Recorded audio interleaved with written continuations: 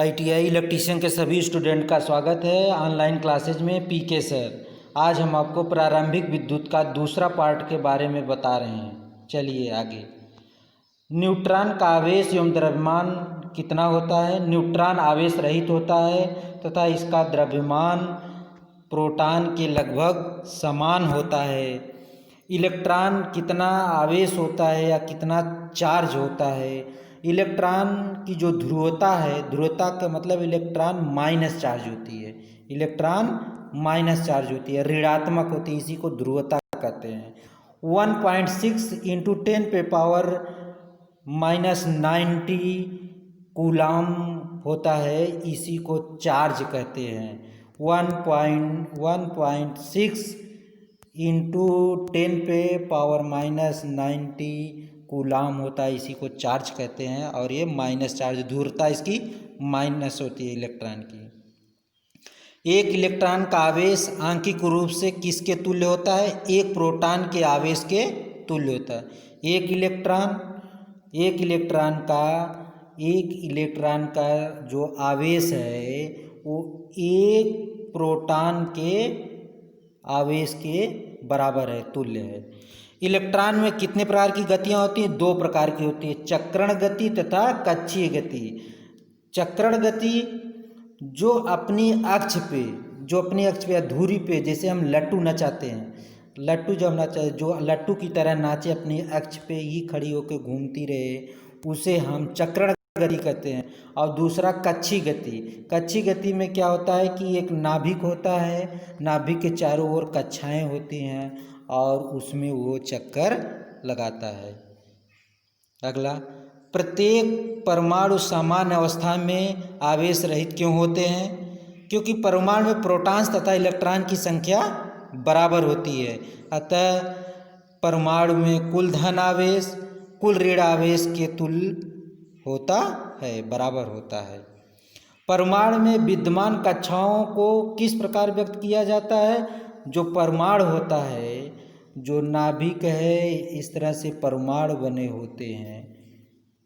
इसमें जो कक्षाएं बनी होती हैं उनका नाम अलग अलग होता है। के, एल, एम, एन, ओ, पी, क्यू, इस तरह से कक्षाएं बनी होती हैं। परमाणु की प्रथम 4 कक्षाओं में इलेक्ट्रॉन्स का वितरण किसके अनुसार होता है। इलेक्ट्रॉन्स का वितरण 2n⁻² नियमानुसार होता है। इसमें n कक्षा की संख्या को प्रदर्शित करता है, या 2 पे ये जो n संख्या होगी उसका स्क्वायर होता है। जैसे हम आपको बता रहे हैं, जैसे के में इलेक्ट्रॉन्स, उसमें प्रश्न पूछेंगे के, एल, एम, एन में नियमानुसार इलेक्ट्रॉन की संख्या कितनी होती है। तो जैसे 2 इंटू 1⁻² बराबर 2, ये आप देख ही रहे हैं। जैसे 2 गुणे 2 स्क्वायर 2, तो 2 दूना 4 दूना 8। इस तरह से 2 गुणे 3, तो 2 तिहाई 6, ये हो गया। फिर 6 त्रिक 18, इस तरह से आपको निकाला गया है। अगला प्रश्न, अंतिम कक्षा में 8 से अधिक और उससे पहली कक्षा में किसके अधिक इलेक्ट्रॉन्स नहीं होता है। अंतिम कक्षा में 8 से अधिक और उससे पहली कक्षा में किससे अधिक इलेक्ट्रॉन्स नहीं होता है। अंतिम कक्षा में 8 और उससे पहली कक्षा में 18, ये आप ध्यान रखिए। अंतिम लास्ट कक्षा में 8 और उससे पहले वाली कक्षा में 18 इलेक्ट्रॉन्स होते हैं। किसी कक्षा में 8 इलेक्ट्रॉन्स पूर्ण हो जाने पर किसका निर्माण प्रारंभ होता है। अगर 8 इलेक्ट्रॉन्स पूर्ण हो गए तो नई कक्षा का प्रारंभ होता है। जैसे ये नाभिक है, ये कक्षाएं बनी हुई हैं। अगर इसमें 8 इलेक्ट्रॉन्स पूर्ण हो गए तो अगली नई कक्षा बननी चालू हो जाती है। सबसे सरल संरचना वाला तत्व कौन सा है और क्यों। हाइड्रोजन, क्योंकि इसके नाभिक में केवल एक प्रोटॉन होता है और उसके चारों ओर एक इलेक्ट्रॉन परिक्रमा करता है। सबसे सरल संरचना ये हाइड्रोजन का ही होता है। एक नाभिक में केवल एक प्रोटॉन होता है और उसके चारों ओर एक इलेक्ट्रॉन। ऑक्सीजन के परमाणु में प्रोटॉन, इलेक्ट्रॉन एवं न्यूट्रॉन की स्थिति क्या होती है? ऑक्सीजन परमाणु के नाभिक में 8 प्रोटॉन्स एवं 8 न्यूट्रॉन्स। इसमें नाभिक के चारों ओर 2 कक्षाओं में क्रमशः 2 और 6 इलेक्ट्रॉन्स परिक्रमा करते हैं। ये आप जान लीजिए जो ऑक्सीजन का होता है। सबसे पहले हाइड्रोजन में जो होता है नाभिक होता है, नाभिक में केवल 1 प्रोटॉन, सिर्फ 1 प्रोटॉन, और उसके चारों ओर इलेक्ट्रॉन परिक्रमा जो करता है वो भी एक ही होता है। ये हाइड्रोजन का है। और ऑक्सीजन में क्या होता है? ऑक्सीजन में 8 प्रोटॉन्स होते हैं। ये जो प्रोटॉन होते हैं वो 8 होते हैं, और जो न्यूट्रॉन्स होते हैं वो भी 8 होते हैं, और 2 और 6 इलेक्ट्रॉन्स परिक्रमा करते हैं। जो परिक्रमा करते हैं एक में 2 और इसी तरह एक में 6 परिक्रमा करते हैं। किसी तत्व के एक परमाणु में विद्यमान इलेक्ट्रॉन्स अथवा प्रोटॉन्स की संख्या क्या कहलाती है? परमाणु संख्या। किस तत्व के एक परमाणु के नाभिक में विद्यमान प्रोटॉन्स एवं न्यूट्रॉन्स की कुल संख्या क्या कहलाती है? परमाणु भार अथवा द्रव्यमान संख्या। किसी तत्व का परमाणु भार और परमाणु क्रमांक ज्ञात होने पर किसका अनुमान लगाया जा सकता है? परमाणु की संरचना का अनुमान लगाया जा सकता है। परमाणु भार, जो तत्व का परमाणु भार और परमाणु क्रमांक अगर ज्ञात है, मालूम हो जाए, तो परमाणु की संरचना का अनुमान लगाया जा सकता है। किसी तत्व के परमाणु की अंतिम कक्षा में अवस्थित इलेक्ट्रॉन्स क्या कहलाते हैं? संयोजी इलेक्ट्रॉन्स। लास्ट कक्षा में जो इलेक्ट्रॉन्स अवस्थित होती हैं वो संयोजी इलेक्ट्रॉन्स होते हैं। संयोजी इलेक्ट्रॉन्स का क्या कार्य है? ये दूसरे परमाणु के साथ संयोजी संबंध स्थापित करते हैं। इनके कारण ही तत्वों की आपसी रासायनिक क्रिया से यौगिक बनते हैं। दूसरे परमाणु के साथ ये संयोजिक संबंध रखते हैं, तो इसी के कारण जो है रासायनिक क्रिया में यौगिक बनते हैं। प्रत्येक परमाणु में किस प्रयास के फलस्वरूप रासायनिक क्रियाएं संपन्न होती हैं? प्रत्येक परमाणु का स्वाभाविक प्रयास रहता है कि वह अपनी अंतिम कक्षा को पूर्ण अथवा 8 इलेक्ट्रॉन्स युक्त कर लें, लेकिन हाइड्रोजन को छोड़ करके। इस प्रयास के फलस्वरूप ही रासायनिक क्रियाएं संपन्न होती हैं। मुक्त इलेक्ट्रॉनों की प्रकृति कैसी होती है? मुक्त इलेक्ट्रॉन्स अंतिम कक्षा में होने के कारण नाभिक से दूर होते हैं। इससे उनमें नाभिक के प्रति आकर्षण का मान बहुत कम रहता है, इसलिए इन्हें दूसरी परमाणुओं द्वारा आरोपित थोड़े से आकर्षण बल द्वारा धातु के परमाणु में विस्थापित किया जा सकता है। क्यों ये विस्थापित किया जा सकता है? क्योंकि ये नाभिक से दूर होते हैं। जो लास्ट कक्षाएं होती हैं वो नाभिक से दूर होती हैं। आवेश युक्त परमाणु या परमाणु के समूह को क्या कहते हैं? आयन। जो आवेश युक्त होते हैं परमाणु और परमाणुओं के समूह को आयन कहते हैं। जिस परमाणु में निर्धारित संख्या की अपेक्षा इलेक्ट्रॉन्स की संख्या कम हो जाती है उसे क्या कहते हैं? धन आयन। जिसमें जो निर्धारित संख्या होती है उसके हिसाब से इलेक्ट्रॉन्स की संख्या अगर कम हो गई, इलेक्ट्रॉन माइनस होता है, तो इलेक्ट्रॉन्स की संख्या अगर कम हो गई तो उसको धन आयन कहते हैं। इस वीडियो को आप एक बार ज़रूर देखिए और दोस्तों के साथ शेयर करिए, लाइक भी करिए ताकि ये चैनल चलता रहे, और सब्सक्राइब करिएगा ज़रूर ताकि आपको सबसे पहले नोटिफिकेशन मिलता रहे। अब हम आपको आगे बता रहे हैं 56 क्वेश्चन।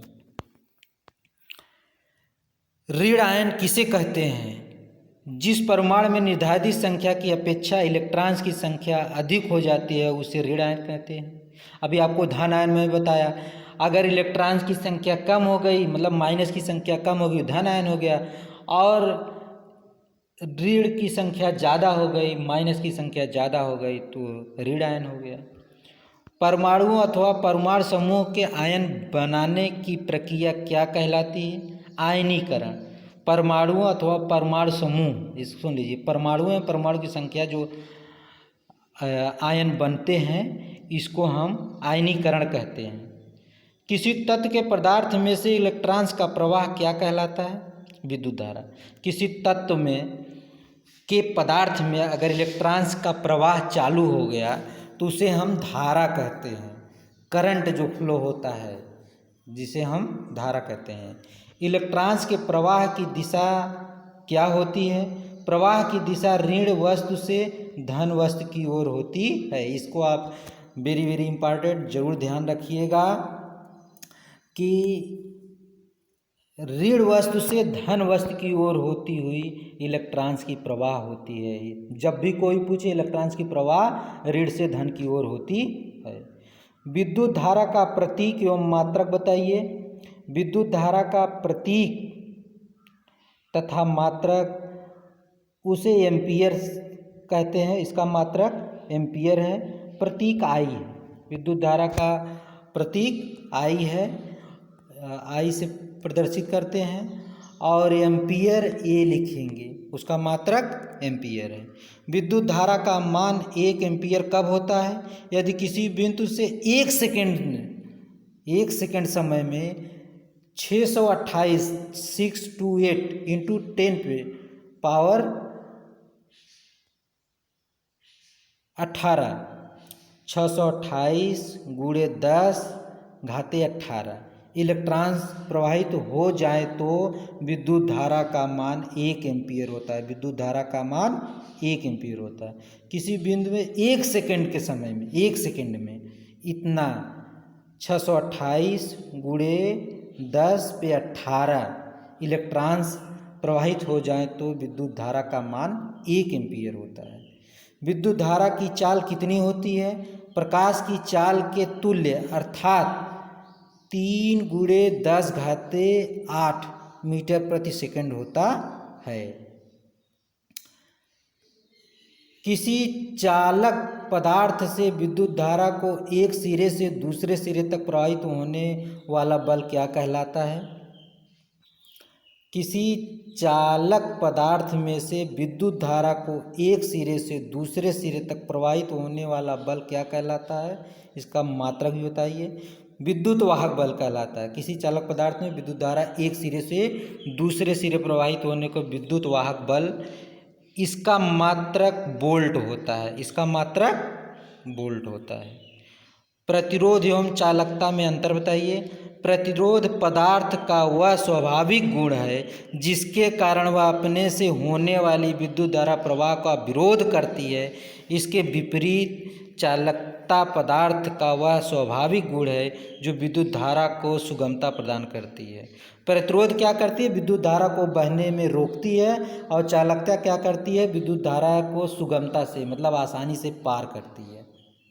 अगला, इकाई आवेश को अनंत से किसकी बिंदु तक लाने में किया गया कार्य उस बिंदु का क्या कहलाता है?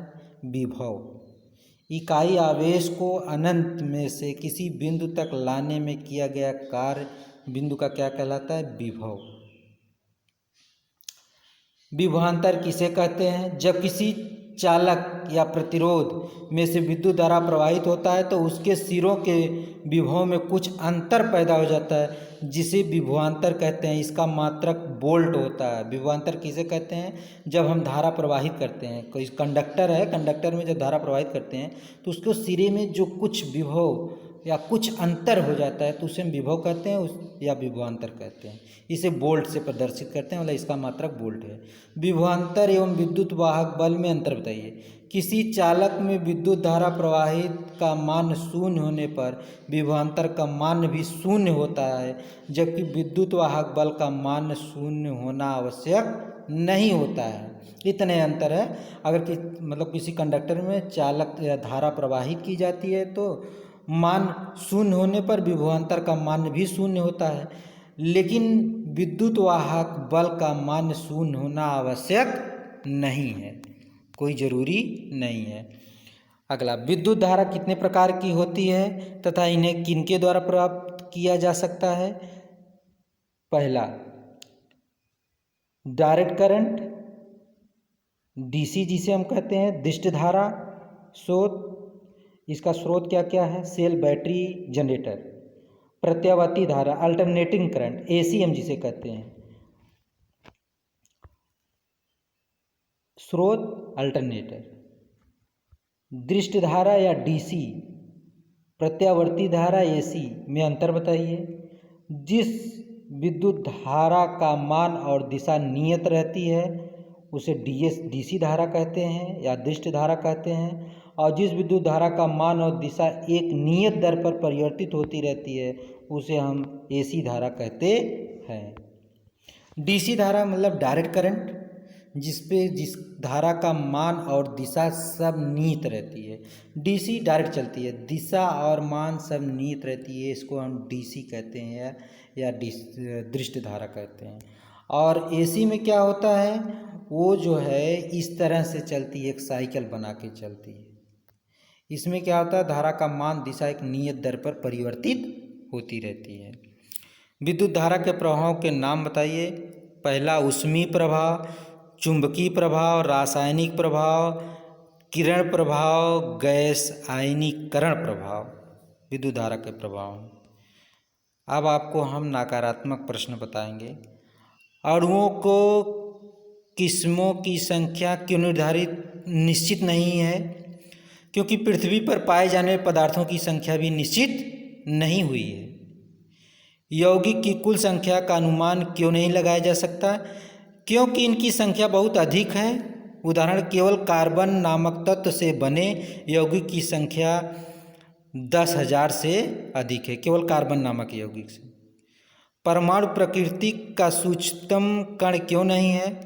क्योंकि परमाणु मुख्यतः प्रोटॉन्स, न्यूट्रॉन तथा इलेक्ट्रॉन से मिलकर बना होता है, इस नाते प्रकृति की सूक्ष्मतम कणों में नहीं आता। किसी तत्व का परमाणु भार ज्ञात होने पर भी परमाणु की संरचना का अनुमान क्यों नहीं लगाया जा सकता? क्योंकि परमाणु की संरचना का अनुमान लगाने के लिए परमाणु भार के साथ साथ परमाणु क्रमांक भी ज्ञात होना चाहिए। आयन आवेश रहित अथवा उदासीन क्यों नहीं होते हैं? क्योंकि आवेश युक्त परमाणु या परमाणुओं के समूह को आयन कहते हैं, अर्थात आयन आवेश अवश्य ही आवेश युक्त होता है। यह आवेश धनात्मक अथवा ऋणात्मक हो सकता है। आयन आवेश रहित अथवा उदासीन क्यों नहीं होते हैं? कारण यही है कि आवेश युक्त परमाणु या परमाणुओं के समूह को आयन कहते हैं। आयन अवश्य ही आवेश युक्त होता है। आवेश धनात्मक अथवा ऋणात्मक हो सकता है। इलेक्ट्रॉन्स प्रवाह की दशा धन वस्तु के ऋण वस्तु की ओर क्यों नहीं होती है?